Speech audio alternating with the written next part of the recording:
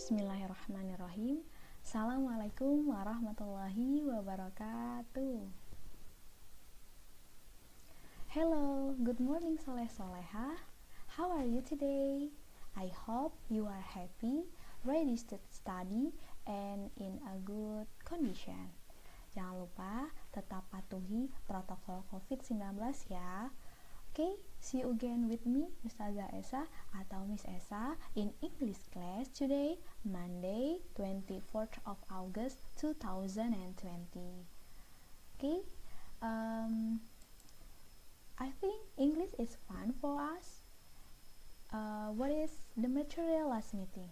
Do you remember? Remember it? Right, that is about offering and suggestion. How to make expression offering and how to make expression suggestion.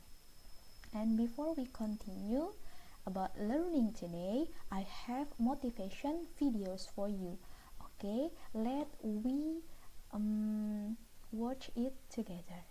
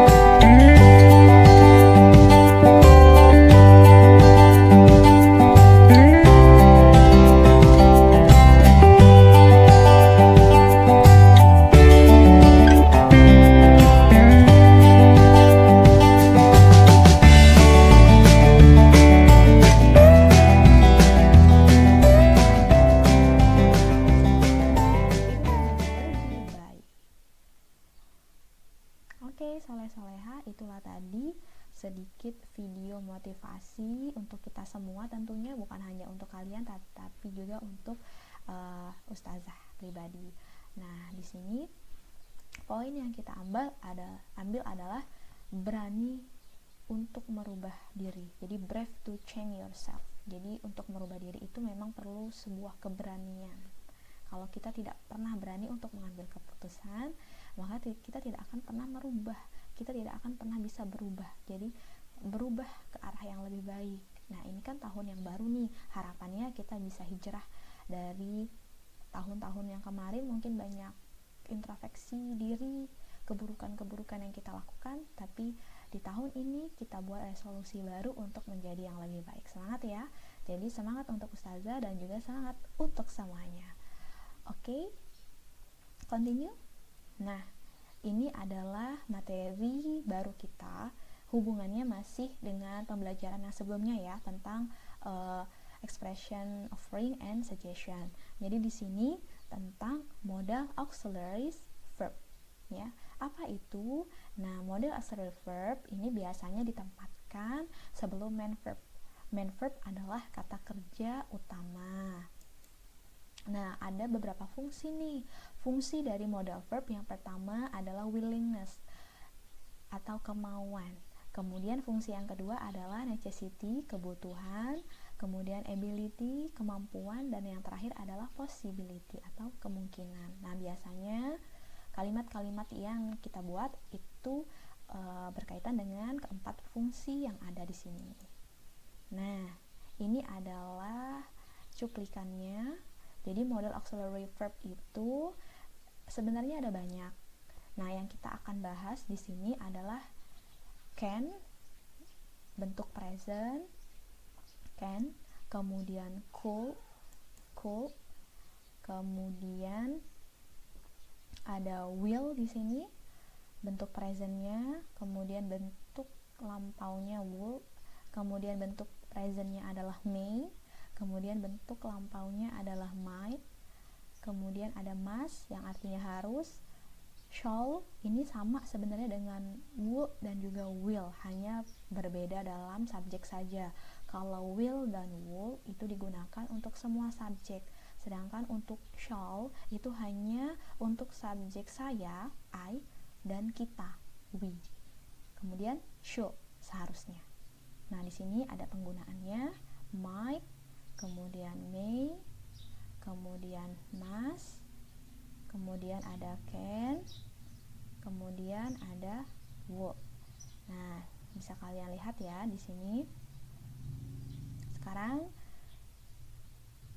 kita masuk ke contohnya. Nah, kalimat pertama adalah can I borrow your car for one night, yang artinya bisakah saya meminjam mobilmu selama satu malam. Di sini yang dicetak tebal adalah kata can, di mana can ini adalah salah satu dari modal tadi ya. Nah, di sini ada can, yaitu bentuk present, jadi modal presentnya. Kemudian you could run faster than me 2 years ago. Kamu dapat berlari lebih cepat dari saya 2 tahun yang lalu. Kalau tadi bentuknya present can, kemudian sekarang kita menggunakan bentuk yang lampau atau past, yaitu berubah menjadi could.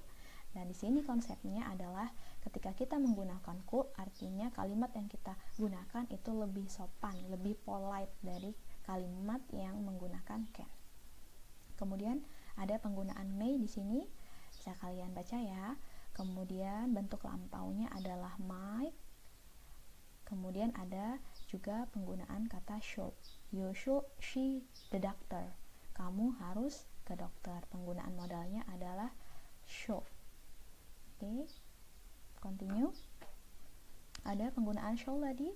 Ada yang masih ingat? Shall ini memiliki arti yang sama dengan modal apa yo? Benar, modal will atau modal would, hanya saja berbeda dalam penggunaan subjek. Nah, di sini kan jelas nih, tadi kan Ustazah sudah kasih tahu di awal ya, we. Jadi we itu bisa pakai will, mau pakai shall juga boleh. Di sini we shall overcome it someday. Artinya kita akan mengatasinya suatu hari nanti. Kemudian ada di sini penggunaan would be. Would be. Nah, di sini ada penambahan be. Kenapa? Karena kalimat setelahnya itu tidak menggunakan verb. Apa itu verb? Kata kerja. Nah, di sini ya, would be. Kemudian ada penggunaan will di sini. I will help you if you help yourself first. Jadi saya akan membantumu jika kamu membantu dirimu sendiri dulu, gitu. Nah, di sini penggunaan modalnya adalah will. Dan yang terakhir adalah modal must. Must yang artinya harus. Kita tidak harus tidur sekarang. Oke, continue ya. Nah, formula dari tadi yang sudah dijelaskan di awal, jadi kita bisa tarik kesimpulan ada 2 formula dalam penggunaan modal. Ada rumus pertama, itu menggunakan verb one.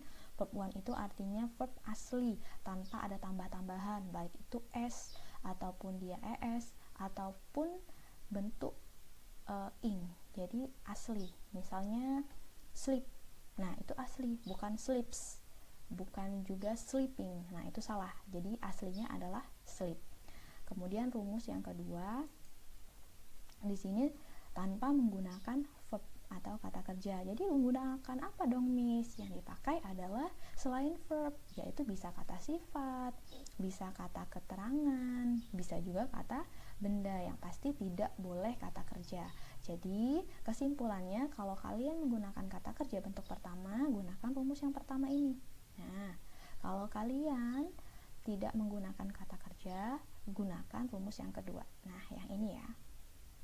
Nah, be di sini adalah to be dari modal. Jadi tidak perlu diganti dengan are atau is atau am ya. Jadi be di sini tetaplah menjadi be. Oke, gimana? Understand? Lanjut ya, pelan-pelan. Nah, ada kalimatnya. Can I borrow your car for one di sini adalah yang pertama, kalimat tersebut menggunakan modal can. Ya, kemudian nah ini ya, can. Yang kedua, dia menggunakan rumus pertama. Kenapa? Karena kalimat ini menggunakan kata kerja bentuk pertama. Betul sekali, yaitu kata borrow. Kemudian yang ketiga, bentuk kalimatnya adalah interrogatif karena diakhiri dengan kalimat tanya. Kemudian yang keempat, kata kerja atau verb yang dipakai adalah borrow. Nah, di sini ya, borrow asli tanpa ada tambahan s ataupun es ataupun ing, walaupun apapun subjeknya, ya, apapun subjeknya. Oke. Mana contoh yang pertama penjelasannya? Sudah mulai paham ya? Kita lanjut. Contoh yang kedua. My father had a strong feeling that the weather would be warm. Nah, di sini yang dicetak tebal adalah kata would be. Be di sini tadi sudah Ustazah jelaskan adalah to be dari modal. Kenapa dipakai? Karena setelahnya bukan kata kerja, seperti rumus yang kedua tadi. Nah, sehingga penjelasannya seperti ini. Menggunakan modal would, kemudian yang kedua dia menggunakan rumus kedua karena kalimatnya tidak ada kata kerja. Betul sekali. Kemudian yang ketiga, kalimatnya berupa kalimat positif atau statement, atau bahasa Indonesianya adalah pernyataan. Ada yang mengatakan kalimat berita, sama semuanya. Kemudian yang keempat, menggunakan kata sifat adjektif, yaitu warm. Nah, ini makanya rumusnya tadi kita gunakan adalah yang kedua. Benar sekali. Nah, bagaimana? Sudah paham? Kita coba untuk latihannya ya. Nggak banyak-banyak, hanya 5 question saja. Jadi hanya ada 5 soal. Ya, kalian coba ya. Ustazah yakin kalian bisa. Kalau Ustazah menjelaskan tadi mungkin terlalu cepat, nanti bisa diulang lagi. Kemudian Ustazah yakin kalian bisa mengerjakan. Ya, kita coba dulu di sini. Nah, ini kalimatnya. Fokus kalian adalah kalimat yang di underline, yang di garis bawah, dan juga yang Ustazah cetak tebal. Nah, silahkan kalian kerjakan kelima soal ini seperti penjelasan Ustazah tadi, ya. Kenapa kenapa dia memakai rumus pertama, kenapa memakai rumus kedua, gitu kan? Kemudian modal yang dipakai apa? Nah, silahkan kalian kerjakan soal-soal ini. Ya, seperti penjelasan Ustazah sebelumnya. Gimana? Bisa ya? Oke, semangat, happy doing assignment. Thanks for watching. Terima kasih. Ustazah cukupkan. Wabillahi taufiq wal hidayah. Assalamualaikum warahmatullahi wabarakatuh.